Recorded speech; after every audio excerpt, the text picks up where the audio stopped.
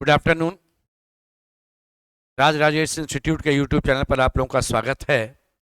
आज आप लोगों को रीजनिंग के कुछ क्वेश्चंस पर बतलाएंगे जो आपका सी सेट का यानी सिविल सर्विसेज एप्टीट्यूड टेस्ट जो होता है, सिविल सर्विस एग्जामिनेशन का प्रीलिम्स में सेकंड पेपर, उसका क्वेश्चन है आपका। ये 2022 के सेट का है क्वेश्चन। ये पहला क्वेश्चन आपका दिया हुआ है कि what is value of x in the sequence 20, 10, 10, 15, 30, 75 और एक्स। तो जब भी आप देखिए एक सीरीज आप देख रहे हैं, 20 है, ये 10 है, ये 10 है, ये 15 है, ये 30, ये 75 और ये एक्स है। एक्स का वैल्यू क्या होगा ये आपसे पूछ रहे थे। तो जैसे ही आप ये सीरीज देखते हैं, यहां पर देखिए ये 2.5 गुना दिख रहा है, अचानक जंप लगाया है। ये आपका दुगना दिख रहा था, ये 1.5 गुना दिख रहा है, ये 1 गुना है, ये आधा गुना है। तो आधा, 1, 1.5, 2, 2.5, तो इस बार चलेंगे 3 गुना जाएगा। 75 का 3 गुना आपका 225 होगा। यानी ऑप्शन नंबर डी आप इसमें आंसर देंगे। सेकंड क्वेश्चन आपका दिया हुआ था जो डायरेक्शन चैप्टर से है कि दो मित्र एक्स और वाई दौड़ना आरंभ करते हैं और एक साथ 50 मीटर तक एक ही दिशा में दौड़कर एक बिंदु पर पहुंचते हैं। तो ये दो मित्र है, एक का नाम एक्स है और एक का वाई है। दोनों एक साथ दौड़ता है और 50 मीटर चल लेता है। इसके बाद क्या करता है, एक्स दाहिने मुड़कर 60 मीटर दौड़ता है। ये एक्स है, ध्यान दीजिएगा। और यहां वाई था, ये वाई भी 50 मीटर दोनों दौड़ा। यहां से एक्स दाहिने मुड़ा और ये 60 मीटर दौड़ा, जबकि वाई बाएं मुड़कर 40 मीटर दौड़ता है। ये इस तरफ मुड़ता है और 40 मीटर दौड़ता है। इसके बाद एक्स बाएं मुड़ेगा, सोचिए इधर आ रहा है तो बायां इस तरफ हो जाएगा। इसके बाद ये बाएं मुड़ेगा और बाएं मुड़ करके वो 50 मीटर चलेगा, जबकि वाई दाहिने मुड़कर, ये इधर दाहिने मुड़ करके ये 50 मीटर चलता है। अब प्रश्न आपके पास ये है, दोनों रुक गया यहां पर। अब है कि दोनों मित्र एक दूसरे से कितनी दूरी पर हैं बतला दो। तो यहां पर दूरी की बात देखिएगा, यहां क्या होगा। तो इनमें अगर हम अब यहां दूरी की बात करें तो देखिए इनकी दूरी यहां से यहां की ये दूरी हो जाएगी। तो ये दूरी ये 40 और ये 60, तो 40 और 60 मिलकर के आपका 100 हो जाएगा। ये रहा 40 की दूरी यहां से यहां तक और ये 60 की दूरी, 40 और 60 मिलकर ये 100 मीटर। ऑप्शन नंबर ए रहेगा इसमें आंसर आपका। कहा गया निम्नलिखित में से जून 2099 के किस दिनांक को रविवार होगा। आप जिस दिन उस क्वेश्चन को सॉल्व करेंगे आप वो मान लेंगे गिवन डे। जैसे आज मैं इस क्वेश्चन को बना रहा हूं 4 अप्रैल 2024 और आज आपका दिन जो है वह थर्सडे है, बृहस्पतिवार। क्या करते हैं, हम 1 जून इसी वर्ष का निकाल लेते हैं। अप्रैल में 30 दिन होता है, 30 में 4 दिन निकल गया, 26 दिन बचा। 7 से भाग देंगे, 7 तिया 21, 5 रिमाइंडर रहेगा। मई आएगा 31 का, 7 से भाग दीजिएगा, 3 रिमाइंडर आएगा। और जून 1 तारीख और आ गया, तो 5 दिन 8 1 9, 7 से भाग दिया, 2 रिमाइंडर आया। तो सोचिए जब 2 रिमाइंडर यहां आता है, भविष्य की बात है तो प्लस करेंगे, थर्सडे में 2 जोड़ेंगे, ये सैटरडे हो जाए। तो 1 जून 2024 सैटरडे होगा। अपनी सुविधा के लिए और काम कर लेते हैं, हम 1 जून 2023 निकाल लेते हैं। यहां से 1 साल पीछे, लेकिन बीच में आपका 29 फरवरी भी आएगा, तो ये आपका यहां से 2 माइनस हो जाए, 2 माइनस होगा तो ये आपका थर्सडे बन जाए। अब इस जगह से आप 1 जून 2099 निकाल लीजिए। 9 में 3 गया 6, 9 में 2 गया 7, 76 4 से डिविजिबल है, इसलिए 29 फरवरी की संख्या यहां पर आप निकाल सकते हैं। ये 19 आया। तो 76 और 19 ये जब आप जोड़ेंगे तो ये आएगा 95। 7 से भाग देंगे, 4 रिमाइंडर। थर्सडे में 4 जोड़ दीजिए, फ्राइडे, सैटरडे, संडे और मंडे। ये आपका 1 जून 2099 मंडे आया। तो 1 तारीख अगर मंडे है तो 2 तारीख ट्यूसडे, 3 तारीख वेंसडे, 4 तारीख आपका थर्सडे, 5 फ्राइडे, 6 सैटरडे और 7 तारीख संडे। तो क्वेश्चन यही था कि कितने तारीख को संडे पड़ रहा था 2099 में। आंसर हो गया आपका वो 7 तारीख रहेगा। कहा गया कि 1840 रुपए को एक बिल का 50 रुपया, 20 रुपया और 10 रुपया के नोटों में भुगतान किया जाता है और कुल मिलाकर 50 नोट ही काम में आते हैं। तो कौन सा कथन इसमें सही होगा? तो इसमें ना कथन के अनुसार सोचिए। 25 नोट 50 रुपए का है। अगर आपका 50 रुपए का आप 25 नोट लेते हैं तो ये आपका 1250 रुपया होता। आपको 1840 चाहिए। अब सोचिए इस केस में अगर हम 20 रुपए का शेष 25 नोट और डाल दें तो ये 500 रुपया ही होता। तो 12 5 1750 होता, जबकि आपको 1840 रुपया पे करना है। और यहां नोट की संख्या ध्यान दीजिएगा 50 होना चाहिए। तो ये नहीं संभव है, यानी एक नंबर से उत्तर नहीं जा सकता। 2 नंबर में 35 नोट 20 रुपए का है। अगर 35 नोट 20 का लेंगे तो 700 रुपया होगा। अभी भी 1840 के लिए 1140 रुपया चाहिए। 35 नोट ले लीजिएगा तो 15 नोट अगर मैं 50 का भी लेता हूं तो 750 रुपया ही होगा, इसलिए 1140 नहीं होगा, यह भी गलत। 20 नोट 10 रुपए का है और रिमेनिंग 50 और 20 का है। अब सोचिए 20 नोट अगर 10 का है तो 200 रुपया हुआ, ये 10 का है तो 200 रुपया। 1640 रुपया और चाहिए मुझे, 1640 चाहिए और 30 नोट मेरे पास बचा हुआ है। तो इस केस में अगर मैं 50 का भी लेता हूं 30 नोट तो 1500 रुपया ही होगा, 1640 नहीं होगा, यानी 3 नंबर से भी नहीं बनेगा। तो क्वेश्चन आपसे यह पूछा गया था कि बतलाइए कथनों पर विचार कीजिए। तो इसके बाद बतलाना है उपयुक्त कथनों में से कौन सा सही नहीं है। तो इसमें कोई सही नहीं है, 1 2 और 3 ये आपका कौन सही नहीं है, तो ये जाएगा 1 2 3, कोई सही नहीं। इसमें ना आप देखिएगा तो 30 नोट अगर आप 50 रुपए का लेते तो ये 1500 रुपया होता। अगर आप 14 नोट 20 रुपए का लेंगे तो ये 280 रुपया होता। और 6 नोट 10 रुपए का लेंगे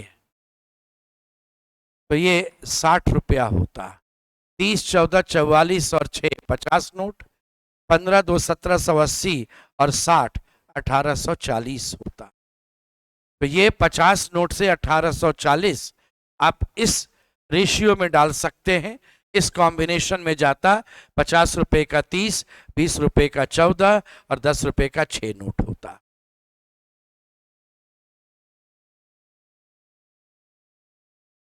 इसमें कहा गया कि 1 से 9 तक आपके पास अंक है।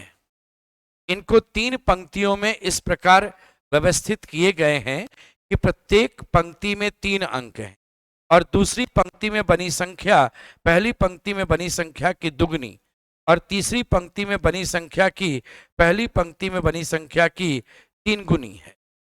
तो अगर सोचिए पहली पंक्ति में मैं 3 अंक लेता हूं तो ये वाला वैल्यू इसका दुगना होना चाहिए और इधर का वैल्यू इसका 3 गुना होना चाहिए और 3 अंक का ही है। और टोटल आपका सारा अंक वहां पर 1 से लेकर 9 तक दिखना चाहिए। किसी अंक को 2 बार रखने की अनुमति नहीं है, सिंगल यूजेस चाहिए। 4 अंक 2 3 7 9 में से केवल 3 अंकों को ही आप पहली पंक्ति में लिख सकते। तो देखिए हम पहली पंक्ति में केवल 3 अंक ही लिख सकते थे, वो अंक था 2 3 7 9। हम यहाँ 2 लिखकर चल सकते। देखिए 9 और 7 तो यहाँ लिख ही नहीं सकते, कारण है कि 9 का दुगना 1800 तो ऐसे ही हो जाएगा, 900 का 3 गुना 2700, 4 अंक का हो जाएगा, इसलिए वो तो लिख ही नहीं सकते थे हम। इसलिए यहाँ पर चाहे तो 2 लिखाएगा चाहे 3 लिखाएगा। अब अगर यहाँ 2 लिखते हैं तो आपके पास कॉम्बिनेशन में 3 7 और 9 बचेगा। तो 3 7 9 में आप बारी बारी से सेट करते। यहाँ पर तो सेट होने के लिए देखिए 3 7 7 3 3 9 9 3 ऐसे करते हुए आप सेट करके चल सकते। तो उसमें जो जो कॉम्बिनेशन आपका बन सकता था वहां पर आप वो बना सकते थे।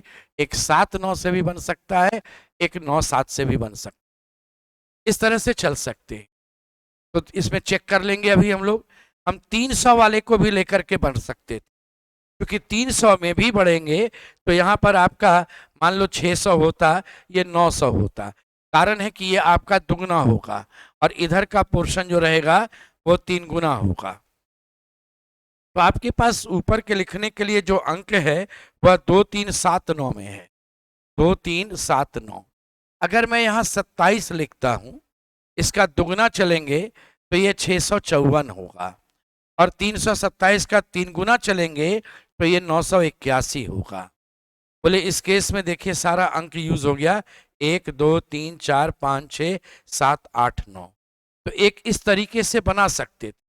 अगर आप 329 लेंगे तो 29 का दुगना 58 आपका रहेगा 658, और यहाँ पर 29 लेंगे तो 3 गुना जब चलेंगे तो ये 87 होगा, 8 का यूज 2 बार आ जाएगा, इसलिए 327 से आप एक बार बना सकते। जब 2 वाली बात करते हैं ना, तो इसमें सोचिए 2 के साथ आपके पास बहुत सारा कॉम्बिनेशन। 97 अगर लेते हैं, एक बार देखिए, दुगना करेंगे 7 दूना 14, 1 9 दूना 8 और 1 9, ये 9 डबल आ गया, बेकार है। 279 से चलेंगे, दुगना करेंगे 9 दूना 18, 1 बचा, 7 दूना 14, 1 15, 5 1 बचा, 2 दूना 4 1 5, 5 डबल हो गया, ये वाला भी काम नहीं किया। 239 से चलेंगे, दुगना करेंगे 9 दूना 18 का 8, 1 3 दूना 6 1 7 और ये 478। 3 गुना करेंगे तो 9 तिया 27, यस यहाँ 3 गुना 9 तिया 27, 7 2 बार हो गया, ये भी काम नहीं। 293 दुगना करेंगे 6, 3 गुना इसलिए मना है, देखिए 3 तिया 9, 9 तो 2 बार यूज हो गया, 293 भी नहीं रहा, 239 भी नहीं रहा। अब बचा 237 और 273, दुगना करेंगे तो 74, 474, ये भी संभव नहीं हो पाया, कारण है 4 2 बार आ गया। इसको दुगना कीजिए, ये 6, 7 दूना 14 का 4, हाथ में 1, 2 दूना 4 और 1 5, 3 गुना करेंगे 3 तिया 9, 7 तिया 21 का 1 2, 3 दूना 6 और 2 8, ये भी देखिए सारा अंक आ गया। तो 2 तरह से आप यूज कर सकते, एक 273 और एक 327, इसका यूज करके आप बना सकते। तो इस केस में आंसर हो गया ऑप्शन नंबर सी।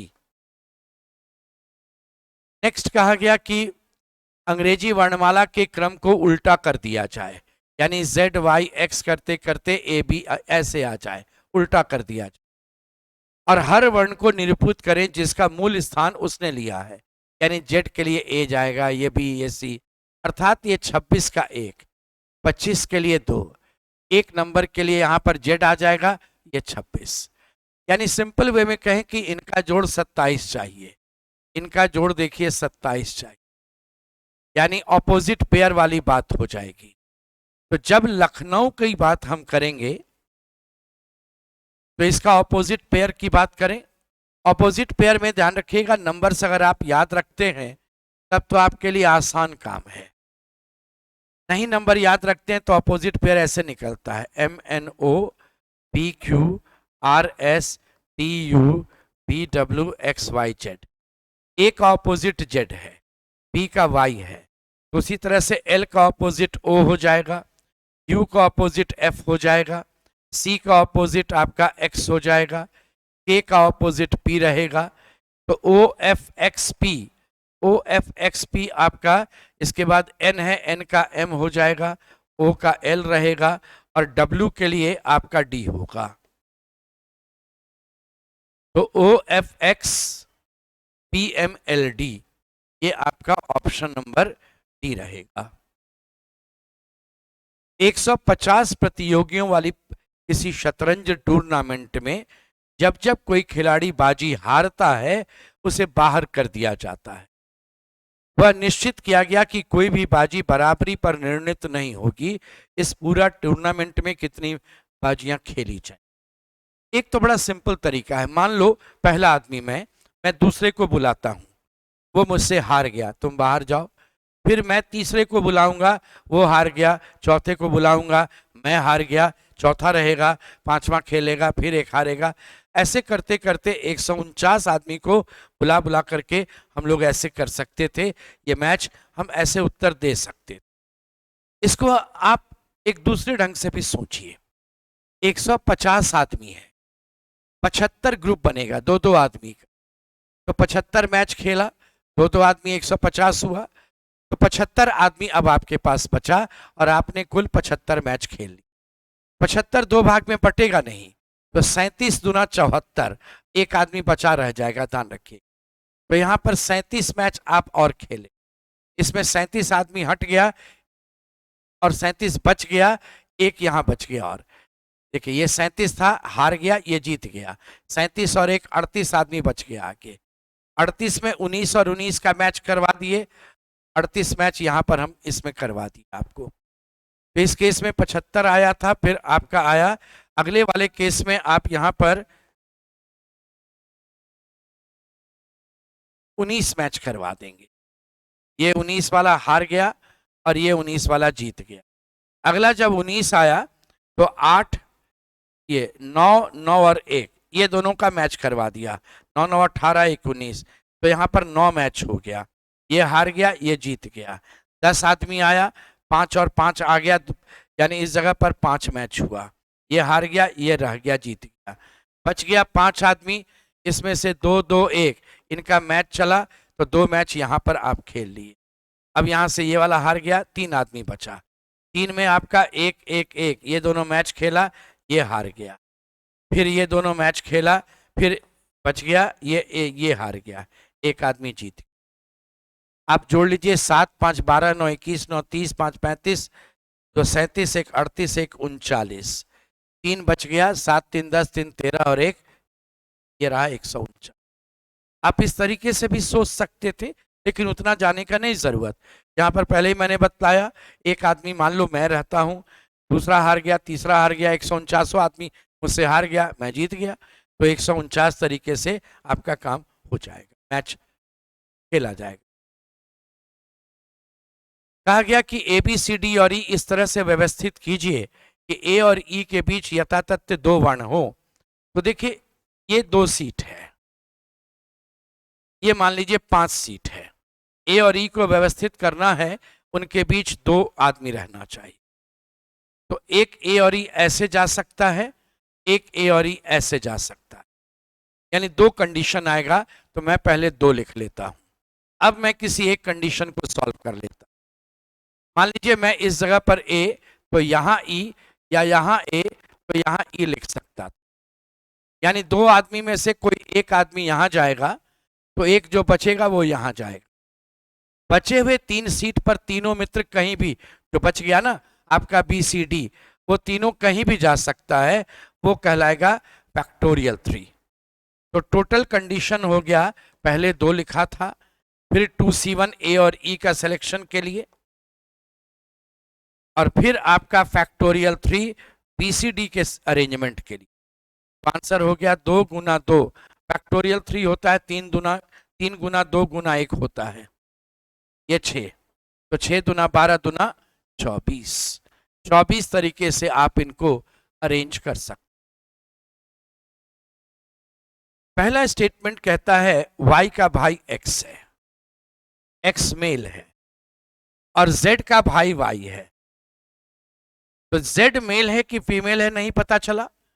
प्रश्न यही पूछा गया था, क्या z x का भाई है, नहीं पता चला। यानी 1 नंबर इंफॉर्मेशन से मुझे नहीं मिला। अब जरा 2 नंबर देखिए, एक्स वाई जेड भाई बहन है, सिबलिंग्स हैं, तो कौन इसमें मेल कौन फीमेल नहीं पता चलता है, तो 2 नंबर से भी नहीं मिला। अगर मैं 1 और 2 को मिला भी दूं ना, फिर भी जेड मेल है या फीमेल है नहीं पता चलेगा। इस कारण से दोनों इंफॉर्मेशन मिलाने के बाद भी आपका आंसर संभव नहीं है। Both statement 1 and 2 are not sufficient to answer. यह ऑप्शन नंबर डी जाएगा आंसर। कहा गया ए बी और सी 3 स्थान इस प्रकार हैं कि ए से बी के लिए 3 भिन्न रास्ते हैं। देखिए, ए से बी के लिए 3 भिन्न रास्ते हैं और बी से सी के लिए 4 भिन्न रास्ते हैं और ए से सी के लिए 3 भिन्न रास्ते हैं। अब क्वेश्चन है कि इन रास्तों का प्रयोग कर कोई व्यक्ति कितने भिन्न मार्गों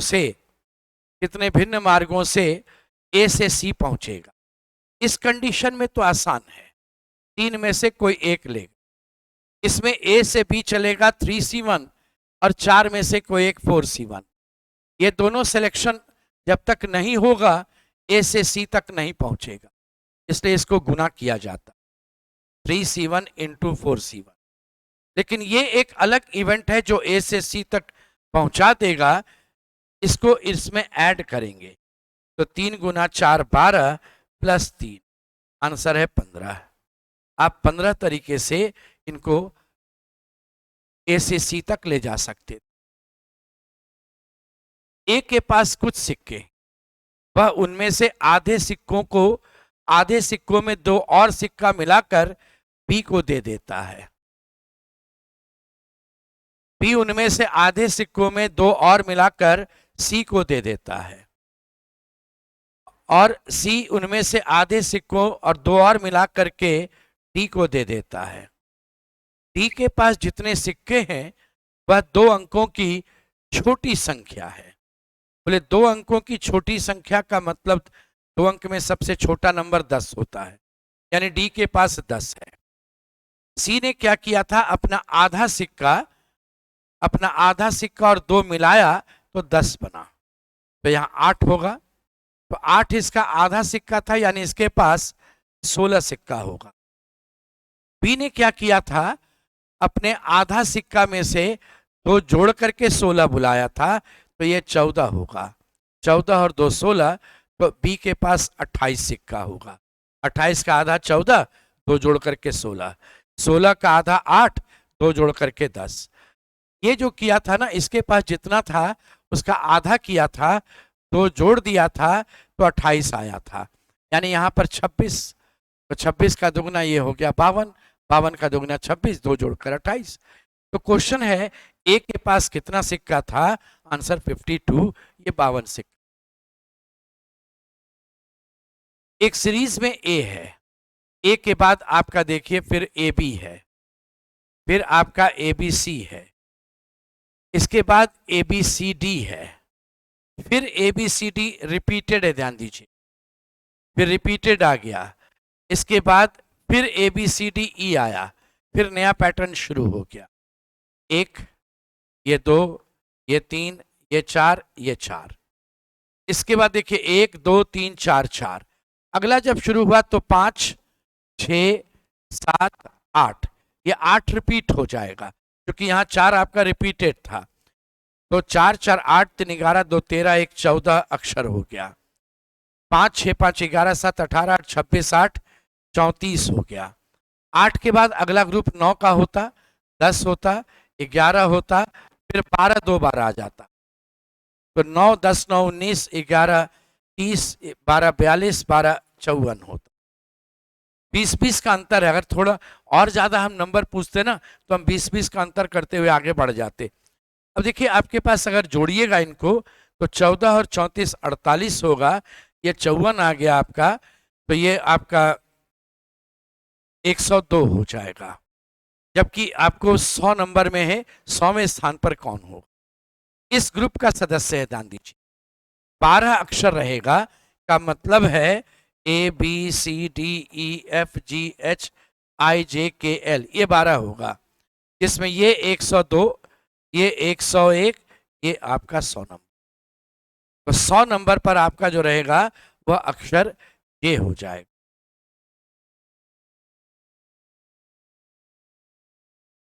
तीन व्यक्ति ए बी सी एक पंक्ति में क्यू में ऐसे खड़े हैं कि ए और बी के बीच में 4 है और बी और सी के बीच में 7 है। सी के आगे 11 और ए के पीछे 13 व्यक्ति हैं। तो पंक्ति में खड़े व्यक्तियों की न्यूनतम संख्या। सी को हम बुला लेते हैं पहले। बी और सी के बीच में 7 आदमी, ये बी और सी के बीच में 7 आदमी, ए और बी के बीच में 4 आदमी। क्योंकि न्यूनतम रखना है तो बीच में ही एडजस्ट कीजिए। देखिए ए और बी के बीच में 4 आदमी और बी और सी के बीच में 7, तो 4 एक खुद होगा। देखिए 4 ए 5 2 7, तो 4 1 5 2 7 हो गया। ए के पीछे 13 आदमी, 2 1 3 10 3 13, और सी के आगे 11 आदमी, सी के आगे 2 1 3 4 3 7 1 8 3 11। तो यहां पर टोटल हो गया। देखिए 3 1 4 4 8 1 9 2 11 1 12 10 22। ये न्यूनतम व्यक्ति की बात करेंगे। न्यूनतम में हमेशा ध्यान रखिएगा, न्यूनतम में आपको जितना ओवरलैप करके बीच में ही एडजस्ट हो जाए वो आपका न्यूनतम की बात करेगा।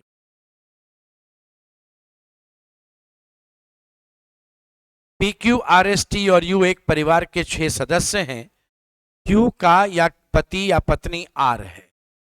क्यू और आर एक विवाहित युगल, मेल फीमेल क्या है नहीं मालूम। इससे संबंधित सूचना लीजिएगा। आर का पुत्र पी है। बोले आर का पुत्र पी है, ये आर है, उसके पुत्र का नाम पी है, तो पी मेल हो गया। फिर पी से रिलेटेड लीजिए। पी की पुत्री टी है, ये पी है, इसकी पुत्री का नाम टी है, तो टी फीमेल है। फिर टी से रिलेटेड डेटा है। टी की माता यू है, ये टी है, इसकी माँ का नाम यू है, तो यू फीमेल है। और फिर रिलेटेड है यू की पुत्री एस है। बोले यू की पुत्री एस है, एस हो गई फीमेल। अब यहां पर परिवार में 2 दंपति है, तो एक तो क्यू आर हो गया, एक पी यू हो गया। कौन सा कथन सही है आपसे पूछ रहे हैं। देखिए क्यू और आर के विषय में मेल और फीमेल क्लियर नहीं हुआ। तो क्यू जो आपका दिया हुआ है, क्यू टी का दादा है, दादा भी हो सकता है दादी भी। उसी तरह से दादा और दादी ये नहीं क्लियर है, आप नॉट क्लियर, ये भी क्लियर नहीं। R is mother of P, R भी मेल है या फीमेल पता ही नहीं है, इसलिए ये भी नहीं। T is grand daughter of Q, तो टी जो है वह देखिए क्यू की पुत्र की पुत्री है, यानी पौत्री आ जाएगी, ये ग्रैंड डॉटर हो जाएगी। ये आपका सही है, ऑप्शन नंबर डी। क्वेश्चन आपसे पूछा गया शहर पी शहर क्यू से कितनी दूर पर है। पहला है शहर क्यू शहर आर से 18 किलोमीटर दूर है। बोले आर से 18 किलोमीटर दूर क्यू है। 1 नंबर से कहां मिल पाएगा कुछ। 2 नंबर देखिए, शहर पी आर से 43 किलोमीटर दूर है। अगर शहर पी आर से 43 किलोमीटर दूर होगा तो ये 43 इधर भी हो सकता है, ये 43 इधर भी हो सकता है, ये 43 इधर भी हो सकता है, ये 43 इधर भी जा सकता है, ऐसे भी रह सकता है। किस डायरेक्शन में दिया हुआ तो है नहीं, इसलिए दोनों मिलाने के बाद भी हम नहीं बतला पाएंगे कि पी क्यू से कितनी दूरी पर है। अलग अलग आंसर आएगा। यहाँ 43 18 जोड़ना पड़ेगा, यहाँ पर यहाँ से देखिएगा 25 ही रहेगा, अलग अलग। ये आपका इस तरह से हाइपोटेन्यूज निकालना पड़ेगा। तो आंसर जाएगा both statement 1 and 2 are not sufficient to answer. ये ऑप्शन नंबर डी रहेगा। यहां पर आपको कथन दिया गया है, उसके बाद आपको निष्कर्ष निकालना है। सभी कलमें किताब हैं। ये कलम हमने लिया और सभी कलम को हमने किताब बना दिया, और कोई कुर्सी कलम नहीं। कुर्सी मना किया, हम यहां नहीं जाएंगे। अब सोचिए कुर्सी यहां भी रह सकता है, कुर्सी यहां भी रख सकते हैं, ठीक है। कुर्सी किताब के पास भी रख सकते हैं, कुर्सी इधर भी रख सकते हैं। पहला निष्कर्ष है कुछ कुर्सियां किताबें हैं। कुछ कुर्सियां किताबें हैं नहीं, हो सकती हैं, संभावना है। दूसरा है कुछ कुर्सियां कल में हैं, ये तो कन्फर्म है गलत। तीसरा है कि सभी किताब कुर्सी है, सभी किताब कुर्सी है, ये संभव होगा ही नहीं, इतना दूर तो होगा ही नहीं।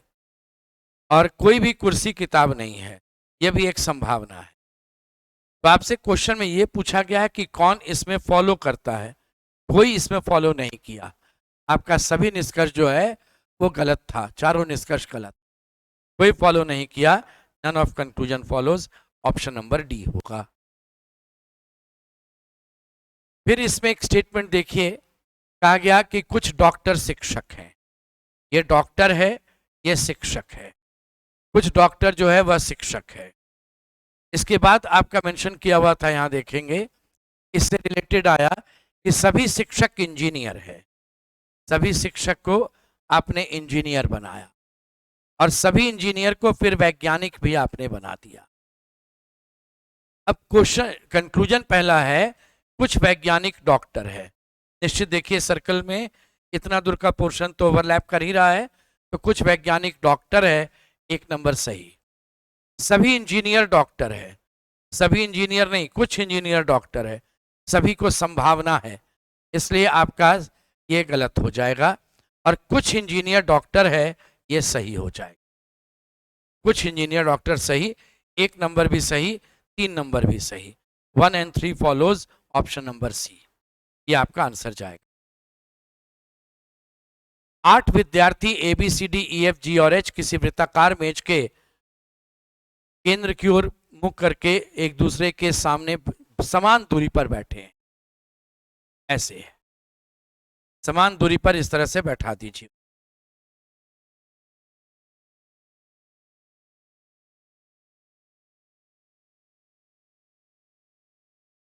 ये समान दूरी पर इनको हमने बैठा दिया। बी और डी न तो सी के सन्निकट है, न ही सी के सामने। ई और डी के बीच में ए बैठा है।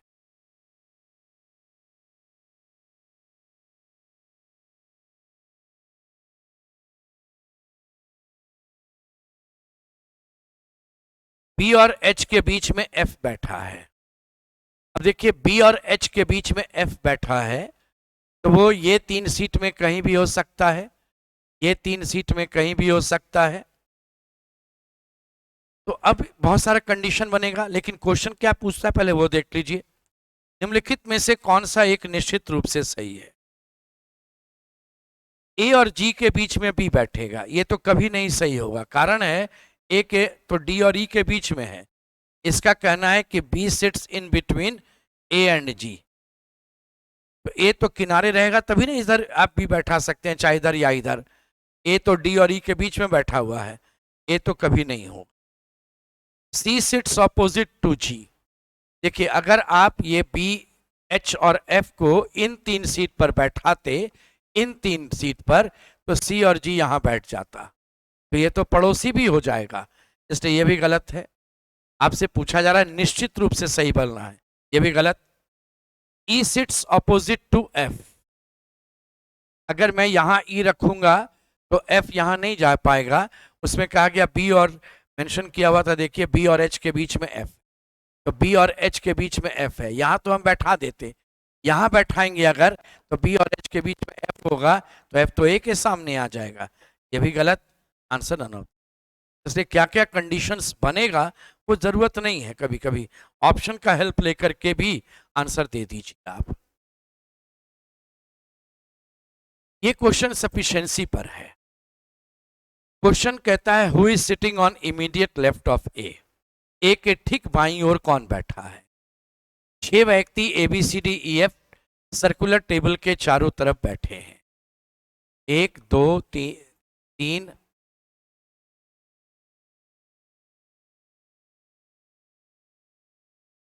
ये 6 लगा दीजिए। पहला इंफॉर्मेशन है B sitting opposite to C and D sitting opposite to E. तो देखिए बी और सी अगर ये ऑपोजिट है, डी और ई ये ऑपोजिट है, इधर भी हो सकता है। तो अगर मैं यहां बी और सी को बैठाऊं तो डी और ई यहां और यहां कहीं भी जा सकता है, कहीं भी बैठा सकते थे। दूसरा है F is sitting on immediate left of B, B के इमीडिएट लेफ्ट में एफ बैठेगा। तो अगर मैं इसको यूज करता हूं बी के इमीडिएट लेफ्ट में एफ बैठेगा, तो केवल 2 नंबर से काम नहीं होगा। प्रश्न पूछा गया ए के, आपसे देखिए ना प्रश्न क्या पूछा गया था कि ए के ठीक बाईं ओर कौन बैठा है। यहां पर डी और ई में से कोई भी हो सकता है। ए अगर यहां बैठाएंगे तो बाईं ओर ई और डी में कोई भी आएगा, हम नहीं बतला सकते हैं कौन होगा। एक डेफिनेट आंसर आना चाहिए, इसलिए दोनों इंफॉर्मेशन मिला करके भी नहीं बतलाया जा सकता है। तो आंसर जाएगा ऑप्शन नंबर डी।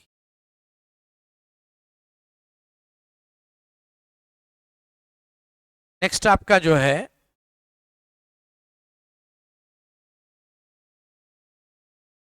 फिर सफिशिएंसी पर एक क्वेश्चन आपसे पूछा गया। कहता है what is age of Manisha. Manisha अपनी मां से 24 वर्ष छोटी है। इस इंफॉर्मेशन से केवल एक से पता नहीं चलेगा, इसलिए ये वाला बेकार है। 2 नंबर में कहा गया कि मनीषा और उसकी मां की आयु 5 वर्ष के बाद 3 और 5 के अनुपात में होगा।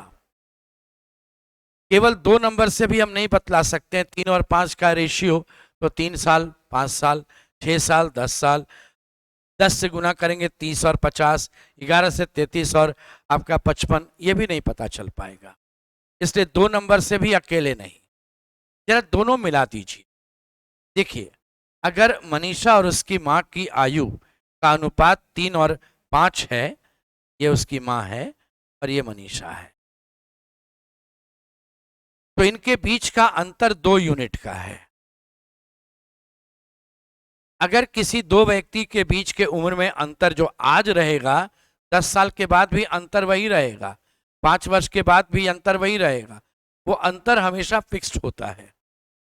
इसलिए 2 यूनिट का अंतर बराबर 24 वर्ष है, ये आपका इंफॉर्मेशन नंबर 1 में दिया हुआ है।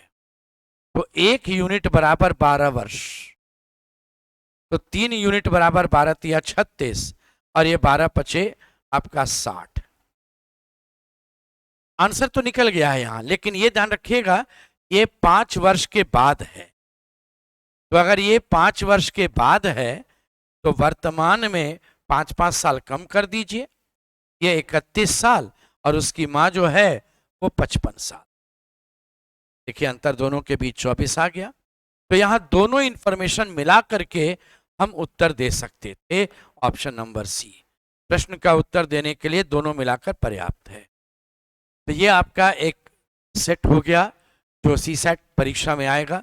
इसलिए जो लोग सी सेट के या बीपीएससी के परीक्षार्थी होंगे, आपके परीक्षा में इसी पैटर्न पर आपको क्वेश्चन मिलेगा। ऐसे ही हम लोग और भी सेट लेकर के चलेंगे, सी सेट का भी, रीजनिंग का, मैथ और डीआई जो होता है उसका अलग से, उसके अलावा बीपीएससी परीक्षा उसका भी रीजनिंग मैथ का जो रहता है पोर्शन वो भी डिस्कस करेंगे। आज यहीं तक।